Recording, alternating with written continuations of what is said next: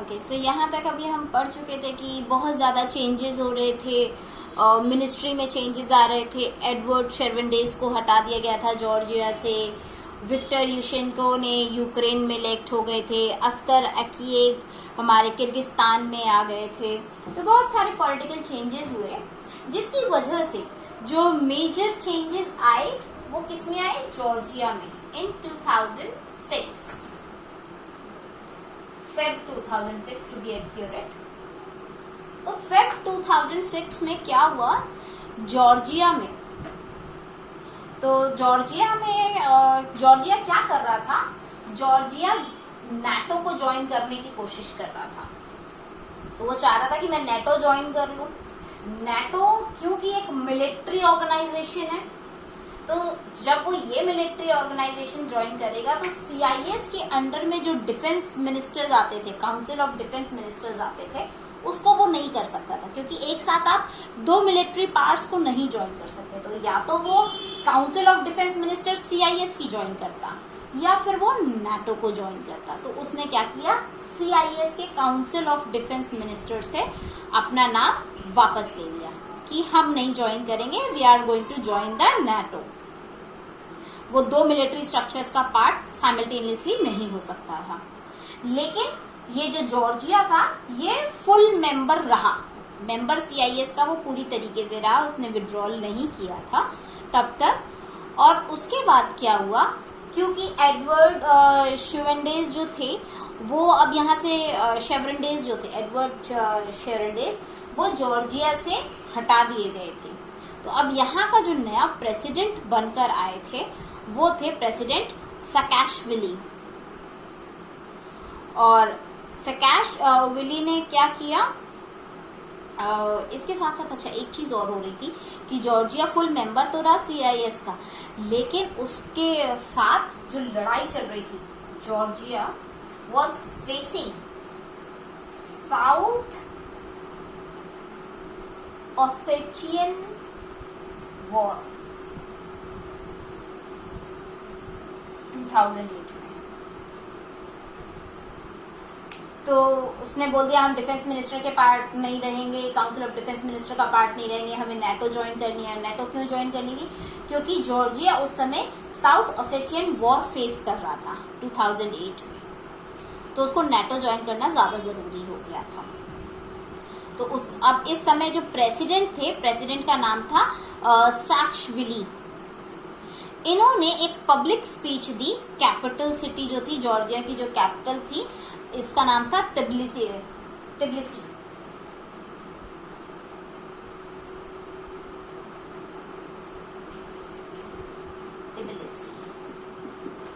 ये जॉर्जिया की कैपिटल थी। यहाँ पे साकाशविली ने एक पब्लिक स्पीच दी और उन्होंने बोला कि हम सीआईएस से पूरी तरीके से अपना नाम विड्रॉ कर रहे हैं, क्योंकि वो ऑलरेडी वॉर फेस कर ही रहे थे। तो उन्होंने डिसाइड किया कि नहीं, अब ऐसे काम नहीं चलेगा। तो उन्होंने बोला कि हम सीआईएस से पूरी तरीके से अपना नाम विड्रॉ करेंगे। और इस नाम के विड्रॉल का उन्होंने जो रिक्वेस्ट डाली थी, दैट वाज इन अगस्त 2008 कि भाई हमको हमारा नाम विड्रॉ करना है, we want to withdraw our name from this regional organisation. तो 18 अगस्त उन्होंने 2008 में पार्लियामेंट में रेजोल्यूशन पास किया। 18 अगस्त 2008 में पास हुआ और जॉर्जिया ने विड्रॉल के लिए लेटर डाल दिया सीआईएस को कि we don't want to be the part of CIS anymore. अब सीआईएस का जो चार्टर था, हमने पढ़ा था कि अग्रीमेंट की जगह चार्टर आ गया था, तो इस चार्टर के अकॉर्डिंग जॉर्जिया का जो नाम विड्रॉल हुआ, डाला उसने 2008 में था, लेकिन इसके नाम विड्रॉ करने के लिए 12 मंथ्स लग गए। इट टुक 12 मंथ्स कि कंप्लीटली इसका नाम विड्रॉ हो पाए। और इसका इफेक्ट कब हुआ? 18 अगस्त 2009 में जाकर ये पूरी तरीके से सीआईएस से अलग हो गया।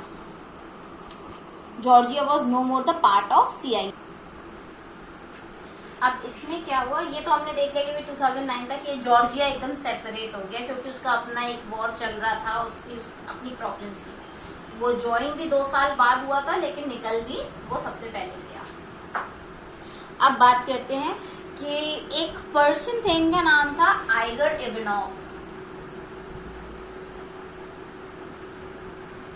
थे कौन ये? तो आइगर इवानोव सेक्रेटरी थे, secretary of Russian security council, Russian security council के सेक्रेटरी थे।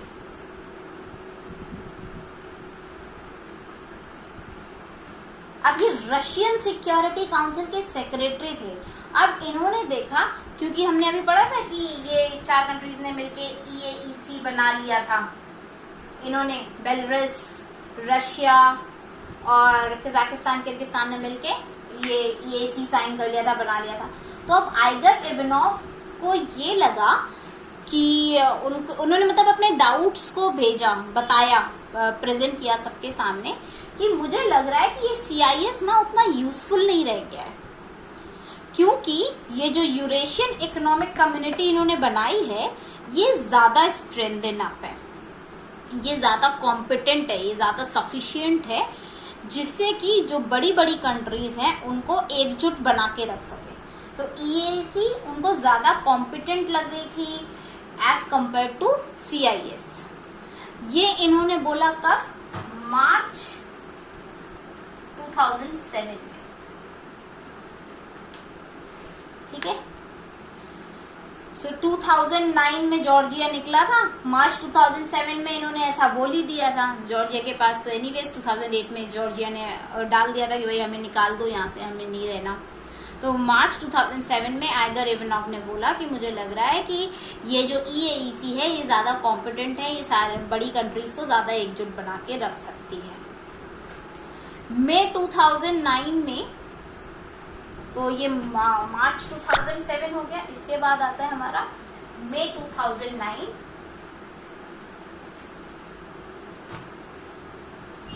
तो मई 2009 अगस्त में ये निकल गया था पूरी तरीके से, ये ऑलरेडी डाल चुका था कि मुझे निकलना है 2008 में अगस्त में। अब मई 2009 में क्या हुआ, ये जो 6 बड़ी कंट्रीज थी, और उन 6 बड़ी कंट्रीज में कौन कौन था? आर्मेनिया, बेलारूस, अज़रबैजान और आपका जॉर्जिया, मोल्डोवा और यूक्रेन। ये 1 2 3 4 5 6, यस। तो Belarus, Ukraine, Armenia, Azerbaijan, Moldova और जॉर्जिया, इन लोगों ने क्या किया, क्योंकि ये यहाँ से तो विड्रॉल कर ही चुका था जॉर्जिया, तो इन लोगों ने क्या किया, इन लोगों ने ज्वाइन किया ईस्टर्न पार्टनरशिप को। दे ज्वाइन ईस्टर्न पार्टनरशिप,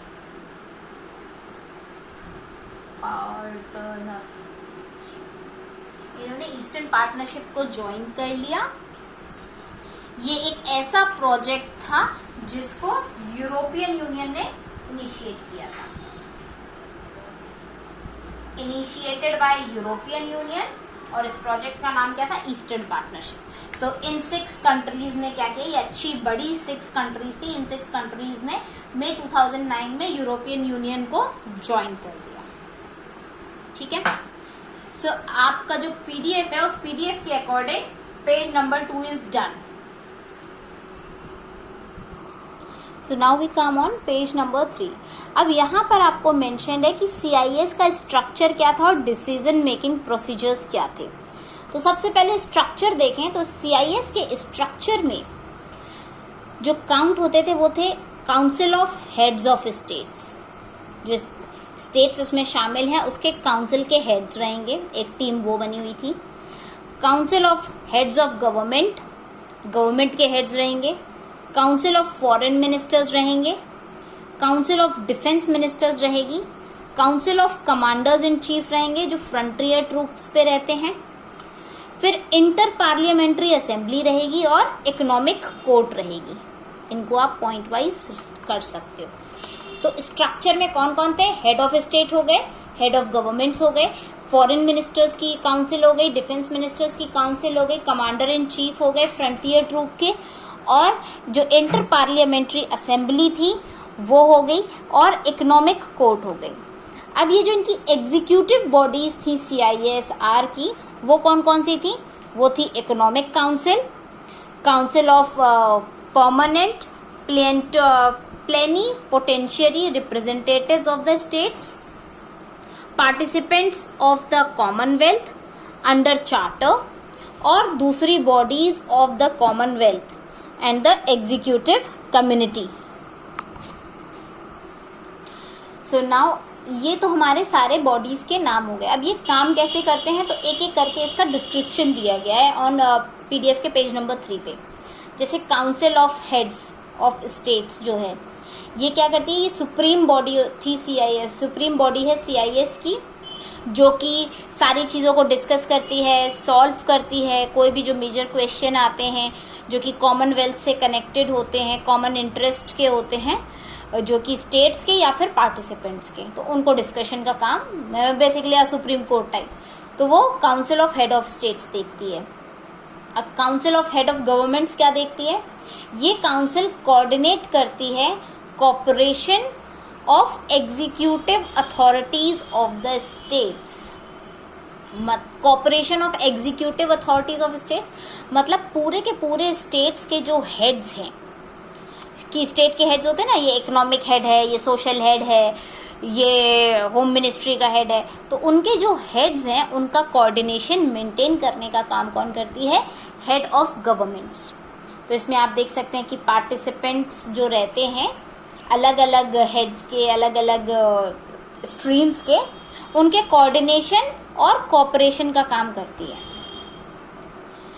जो डिसीजन लिए जाते हैं, हेड ऑफ स्टेट जो भी डिसीजन लेती है, और ये हेड ऑफ गवर्नमेंट्स जो भी डिसीजन लेते हैं, वो सब लोग अपनी कंसेंसस से, अपनी सम्मति के साथ उसको मान लेते हैं कि हाँ भाई हेड ऑफ गवर्नमेंट ने डिसाइड कर लिया और हेड ऑफ स्टेट ने डिसाइड कर लिया तो हम मान लेंगे। कोई स्टेट अगर अपना इंटरेस्ट दिखाता है कि नहीं मुझे पसंद नहीं आ रहा है एक या दूसरे क्वेश्चन में या कई क्वेश्चंस में, तो उसको कंसीडर नहीं किया जाता कि इसकी बात ना सुनी जाए। मतलब एक या दो लोगों ने अग्री नहीं किया तो उसको उतना मैटर नहीं देते हैं, मैटर नहीं करते हैं, और डिसीजन ले लिया जाता है, उसको ऑब्स्टिकल नहीं माना जाता, बेसिकली रुकावट नहीं माना जाता। फिर काउंसिल ऑफ फॉरेन मिनिस्टर्स, तो काउंसिल ऑफ फॉरेन मिनिस्टर्स क्या करती है? ये मेन एग्जीक्यूटिव बॉडी होती है जो कि किस चीज़ का कॉपरेशन देखती है? फॉरेन पॉलिसीज़ का। फॉरेन पॉलिसी की जो एक्टिविटीज़ हो रही हैं स्टेट्स के अंदर या पार्टिसिपेंट्स में, और जो CIS के पार्टिसिपेंट्स हैं, सिर्फ उसी का, बाकी किसी का नहीं, CIS के पार्टिसिपेंट्स जो हैं, जो स्टेट्स हैं, उनमें जो एक्टिविटीज़ हो रही हैं वो म्यूचुअल इंटरेस्ट पे देखते हैं कि सबको बेनिफिट होना चाहिए, और ऐसे डिसीजंस लेते हैं जिससे कि जो मीटिंग्स हैं council of head of states की या council of head of governments की और उनके ऑर्डर्स की, उन सब को कंसीडर करके फॉरेन पॉलिसीज़ को बनाया जाता है, उनको चेकआउट किया जाता है कि इन फॉरेन पॉलिसीज से इकोनॉमिकली कोई इम्पैक्ट तो नहीं पड़ेगा। ये काम होता है फॉरेन मिनिस्टर्स का, कि फॉरेन पॉलिसीज़ का कॉपरेशन देखते हैं वो, कि वो ठीक से काम कर रहे कि नहीं कर रहे। और किसकी फॉरेन पॉलिसी मेंटेन करेंगे? स्टेट्स की या CIS के पार्टिसिपेंट्स की, और ऐसे पॉलिसीज बनाएंगे जिससे कि म्यूचुअल इंटरेस्ट रहे, सबको फायदा हो। फिर काउंसिल ऑफ डिफेंस मिनिस्टर्स क्या करती है? ये वो बॉडी होती है council of heads of states की, जो कि मिलिट्री पॉलिसीज को देखेगी। तो ऑब्वियस ही बात है, फॉरेन मिनिस्टर्स है तो वो फॉरेन पॉलिसी देखेंगे, जो डिफेंस मिनिस्टर्स हैं वो डिफेंस की पॉलिसी, मिलिट्री की पॉलिसी देखेंगे किसी भी स्टेट की या CIS की। इनका वर्किंग ऑफिस जो रहता है वो एक पूरा स्टाफ रहता है जो कि मिलिट्री कॉपरेशन से चलता है, कि CIS के जितने भी मेंबर्स स्टेट्स हैं वो पूरी तरीके से एक मीटिंग बनाते हैं, डिफेंस मिनिस्टर्स की मीटिंग की जाती है, और फिर प्रिपेयर किया जाता है कि हमको किस तरीके से एक्टिवली काम करना है, उनकी एक्टिविटीज़ को डिज़ाइन किया जाता है। फिर जो मिलिट्री ऑब्जर्वर्स होते हैं या कलेक्टिव फोर्सेस होती हैं जो कि पीस मेंटेन करके रखती हैं, वो ढंग से काम कर रही हैं या नहीं कर रही हैं, वो चीज़ देखी जाती है। फिर council of commanders in chief of frontier troops, ये जो बॉडी होती है council of heads of states की, ये जो पार्ट है ये रिस्पॉन्सिबल होती है कि जो हमारे बॉर्डर्स हैं, जो CIS के पार्टिसिपेंट्स हैं या जो स्टेट है उसके जो बॉर्डर्स हैं, उन बॉर्डर्स पे सिचुएशन मेंटेन रहे, कहीं कोई वॉर का सिचुएशन ना हो जाए। ये फ्रंटियर ट्रूप्स रहते हैं। इनका जो वर्किंग ऑफिस होता है वो कहाँ से कोऑर्डिनेट होता है, coordinating service of the council. इनका जो ऑफिस होता है वो क्या होता है, coordinating services of the council. तो काउंसिल की जो कोऑर्डिनेटिंग सर्विसेज हैं उनको मेंटेन करके रखना, प्रिपरेशन करना, ऑर्गेनाइज करना, मीटिंग्स को ऑर्गेनाइज करना, और जो भी डिसीजन लिए गए हैं, जो भी हेड ऑफ द स्टेट ने या हेड ऑफ द गवर्नमेंट ने डिसीजन लिए हैं उनको इम्प्लीमेंट करवाना, जिससे कि हमारे जो स्टेट्स के जो बॉर्डर्स हैं उनको मेंटेन करके रखा जाए। फिर आता है आपका इंटर पार्लियामेंट्री असेंबली। ये असेंबली मार्च 1995 को बनाई गई थी। जो लीडर्स थे वो सुप्रीम सोवियट्स थे, मतलब इंडिविजुअल डिसीजन वाले इंडिपेंडेंट थे। पार्लियामेंट में सुप्रीम सोवियट्स यानी कि उनकी अपनी पार्लियामेंट थी कॉमनवेल्थ कंट्रीज की, और एक कंसल्टेटिव इंस्टीट्यूशन की तरह काम करती थी। कंसल्टेटिव इंस्टीट्यूशन मतलब जहाँ पे आप अपनी प्रॉब्लम्स रख सकते हैं, वहाँ सब डिस्कस करके आपको आपकी प्रॉब्लम का सोल्यूशन दे देंगे। तो पार्लियामेंट्री कोऑपरेशन के साथ एक दूसरे की हेल्प करते हुए ये लोग प्रॉब्लम्स का सोल्यूशन निकाल लेते थे, और ऐसे ऐसे प्रपोजल्स भी लाए जाते थे। पार्लियामेंट नए नए प्रपोजल्स देती थी कि आप इस तरीके से अपनी प्रॉब्लम को सॉर्ट आउट कर सकते हैं। तो वो थी इंटर पार्लियामेंट्री असेंबली।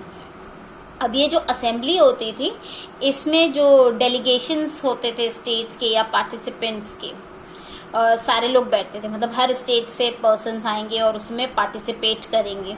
जो एक्टिविटीज़ होती हैं इस असेंबली की वो कहाँ होती हैं, असेंबली काउंसिल में। असेंबली काउंसिल्स कैसे मिलकर बनती है कि हर स्टेट का जो एक हेड होगा वो वहाँ आके बैठेगा, हर कंट्री के हेड्स होंगे वो आके बैठेंगे, पार्लियामेंट्री डेलीगेशन होगी, वहाँ पे ये लोग डिस्कशन करेंगे कि हाँ हमारे स्टेट में, हमारी कंट्री में ये प्रॉब्लम चल रही है तो इसको कैसे सॉर्ट आउट किया जाए। जो असेंबली सेक्रेटरीट होता है उसको कौन हेड करता है, हेडेड बाय सेक्रेटरी जनरल।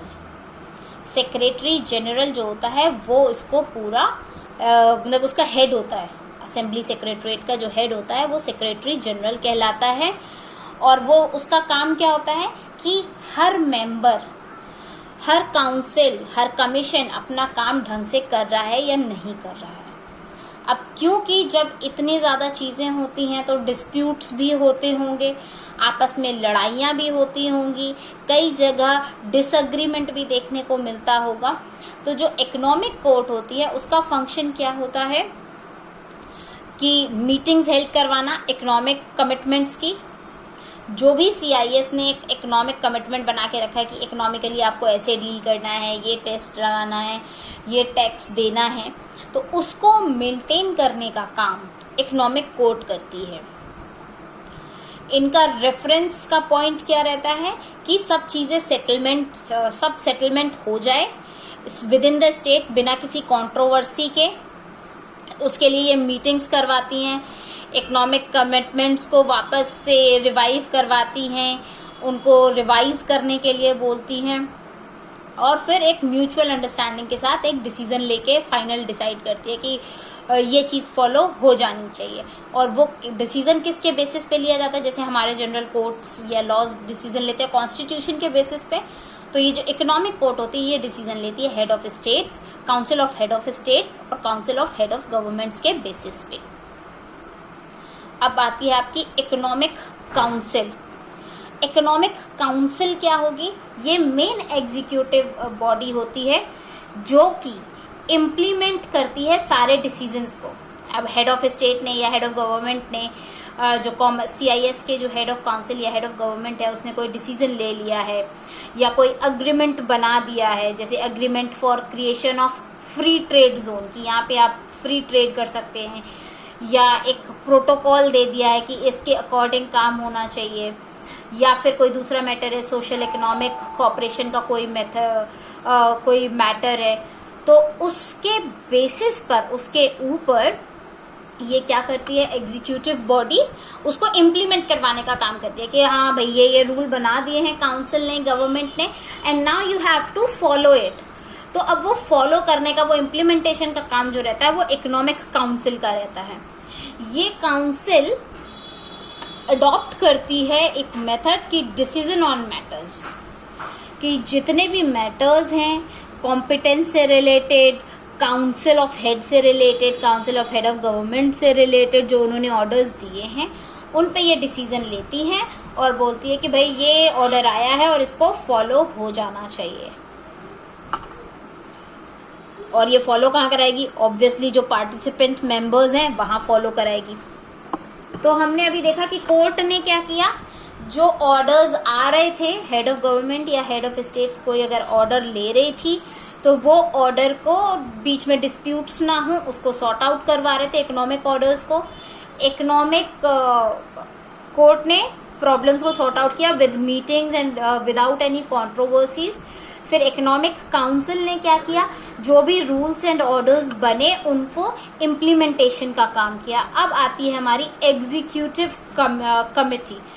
तो it is the unite permanently functioning executive, administrative and coordinating body of the CIS। तो अब आप देख सकते हो कि ये परमानेंटली फंक्शनिंग एग्जीक्यूटिव्स हैं, यूनाइट परमानेंटली फंक्शनिंग, जो एक साथ मिलकर काम करते हैं और ये परमानेंटली काम करते रहते हैं। एडमिनिस्ट्रेशन का काम करते हैं, बॉडी के कोऑर्डिनेशन का काम करते हैं, CIS को कोऑर्डिनेशन का काम करते हैं। जो एक्टिविटीज होती हैं कि हेड ऑफ स्टेट क्या करेगा, हेड ऑफ गवर्नमेंट क्या करेगा, head of foreign ministers of states क्या करेंगे, या पार्टिसिपेंट्स को क्या क्या करना है, वो ये ऑर्गेनाइज करती है। ये कमेटी, एग्जीक्यूटिव कमेटी ऑर्गेनाइज करती है कि हेड ऑफ स्टेट ये करेगा, हेड ऑफ गवर्नमेंट्स ये करेंगी, या पार्टिसिपेंट्स जो है वो ये काम करेंगे, और कॉमनवेल्थ की जो दूसरी बॉडीज है वो ये काम करेगी। ये प्रपोजल्स प्रिपेयर करते हैं कि इकोनॉमिक कोऑपरेशन का जो फ्रेमवर्क है उसको हम कैसे स्ट्रॉन्ग कर सकते हैं। ये नए नए फंक्शन फ्री ट्रेड जोन्स बनाती हैं, ये फेवरेबल कंडीशंस बताती हैं कि कैसे हम फेवरेबल कंडीशन है जैसे हम अपना इकोनॉमिकली स्ट्रेंथन अप हो सकते हैं, हम एक दूसरे को कैसे कोऑपरेट कर सकते हैं इकोनॉमिकली। और ये डेवलप करती हैं कॉमन इकोनॉमिक स्पेस फ्यूचर के लिए, जहाँ पर सब लोग एक साथ मिलजुल कर काम कर सकें।